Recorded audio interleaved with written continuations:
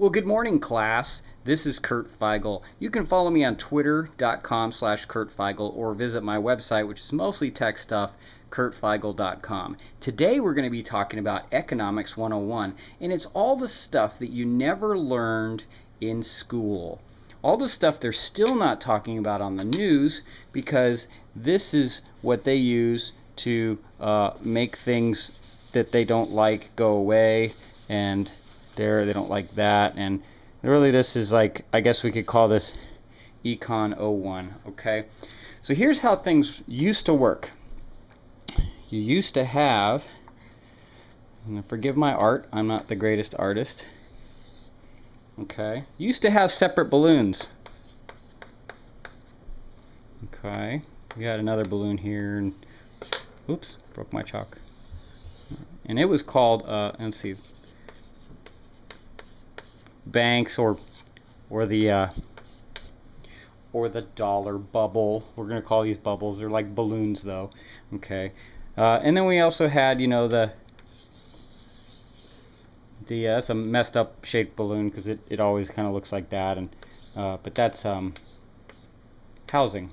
Okay, so we used to have these different balloons, and then one day somebody got the bright idea to forget that to use this to make all of what we knew about economics go away. And so in their little fantasy land, they got together and they figured out, how can we tie these balloons together so that they're totally interconnected with one another.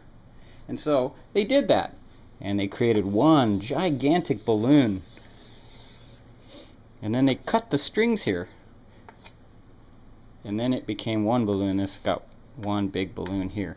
Okay, so what we have is we got the stock bubble, we got the bank bubble, that'd be the dollar bubble, and we've got the real estate, all in one magical big balloon here. Okay, and then what happened back in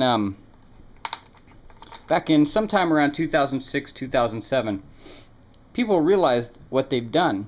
And so all the smart people, they got out. So what do we have here?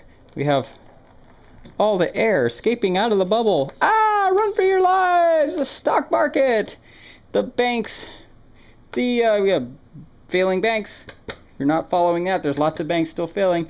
And real estate. Pretty much took all those out with the popping of one bubble. Okay? So, those are gone now. But they've got new, what they call new reforms. Kind of like change. But it's really not. It's the same. And reforms is no reforms. The reforms are actually not reform at all, because what they didn't do was put those things back in their own separate little bubbles. Now, bubble economy it is what it is, and we've known about it for a long time with economics. And it used to be that we had stocks, banks, and housing, let's say real estate, in their own individual little bubbles. And sometimes they'd pop and, oh, that's terrible, but then it didn't really affect these two here. These two, they were okay. Or maybe it would pop this one. Oh, we got a problem with the dollar. Now we got crazy inflation because Jimmy Carter's a moron. Or we got, whoops, breaking my chalk. Real estate. Oh no, we got a real estate problem, but it didn't affect these two. They were okay. So we have all of these comings and goings of what happens here. Then somebody erased any knowledge that we had of the way that it was not such a bad thing that we had those, and they tied them all together. They didn't untie them when they did the reform, or the no reform. But what we also added to this mix with no reform and tied together multi-bubble economy, 14 trillion dollars in debt. Now these foreign investors, let's create a really messed up bubble.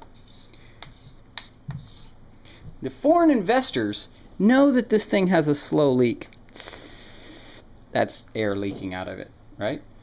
But that's okay, because down here, they're taking their money, this is my little bicycle pump, and they're pumping it into our leaking economy in the form of more and more and more of this, more and more debt. And just like our economy, eventually it will break.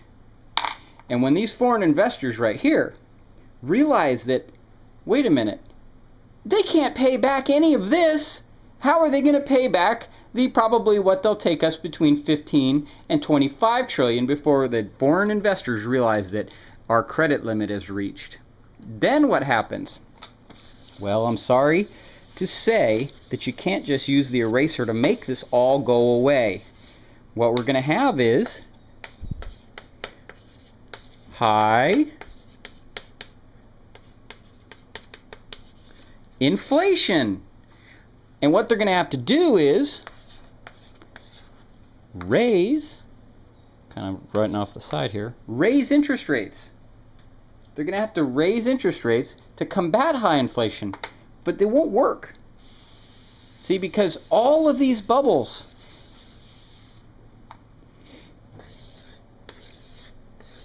all our little bubbles here are still all tied together. And this big one tying them together now is called the government debt bubble. 114 trillion dollars. And it's artificially inflating these three bubbles: the stock, the bank, and the real estate bubble. And it is not like back in the 70s when we had a problem with the dollar and we had high inflation. It's not back in the 80s when we had problems with the stock market and the real estate market. These things are all interconnected now. They will stay interconnected until this whole thing goes like an atom bomb, detonates on our country, and the whole thing falls apart. Then we can use this thing, and maybe if we get the right representatives and some people with a brain in their head other than Barack Obama and his yes men, maybe we can use the eraser and write a new way of doing things. Oh, I don't know, maybe this crazy thing called the